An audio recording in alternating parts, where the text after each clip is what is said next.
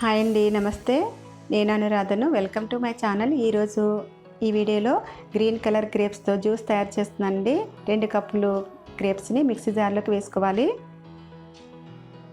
1 cup cooling వాటర్ని mixie జార్లోకి వేసుకోవాలి. ఇలా మిక్సీకి మూత పెట్టి మిక్సీ పట్టుకోవాలి.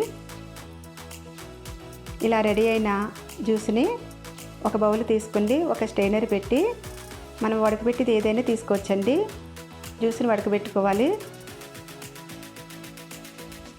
ఇలా మిగిలిన పిప్పిని తీసేసి మనం ఇలా రెడీ చేసిన జ్యూస్ని ఇలా గ్లాసులోకి తీసుకోండి.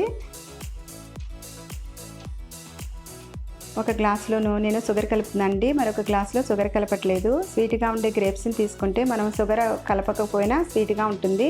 ఇలా రెడీ చేసి పిల్లలకి ఇస్తే చాలా ఇష్టపడతారండి. మరి మీకు నచ్చితే నా ఛానల్కి సబ్స్క్రైబ్ చేయండి, లైక్ చేయండి, మీ ఫ్రెండ్స్కి షేర్ చేయండి.